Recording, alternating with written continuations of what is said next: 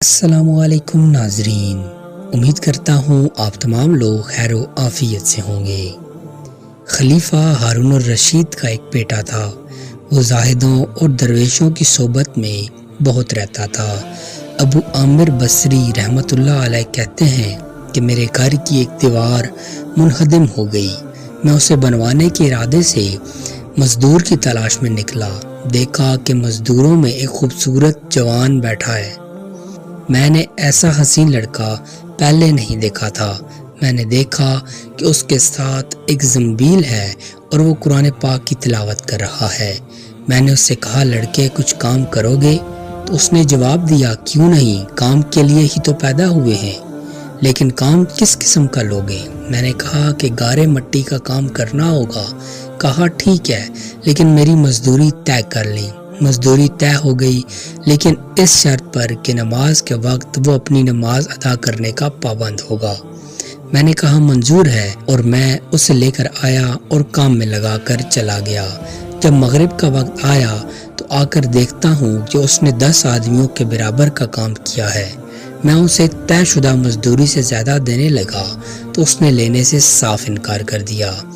دوسرے دن پھر اسی کی تلاش میں بازار گیا تو لوگوں نے کہا کہ وہ صرف ہفتے کے دن مزدوری کرتا ہے۔ جب ہفتے کا دن آیا تو اس کی تلاش میں بازار آیا، دیکھا اسی حالت میں موجود ہے۔ میں نے اسے سلام کیا اور کام کے لیے کہا تو اس نے تمام وہی شرطیں رکھی جو پچھلے ہفتے میں رکھی گئی تھی۔ میں اسے گھر لے آیا اور اسے کام پہ لگا دیا اور دور بیٹھ کر دیکھا کہ یہ کس طرح اس قدر جلدی اتنا کام کر لیتا ہے، اور میں ایسی جگہ بیٹھا کہ میں اس کو دیکھوں اور وہ مجھے نہ دیکھ سکے۔ دیکھتا کیا ہوں کہ اس نے ہاتھ میں گارا اٹھایا اور اسے دیوار پر تھوپا، اور اس کے بعد پتھر خود بخود ایک دوسرے سے ملتے جا رہے ہیں۔ میں نے اپنے جی میں کہا کہ یہ اللہ کا کوئی نیک بخت آدمی ہے، اور ایسے لوگوں کی اس طرح اللہ تعالیٰ کی طرف سے اعانت اور مدد ہوا کرتی ہے۔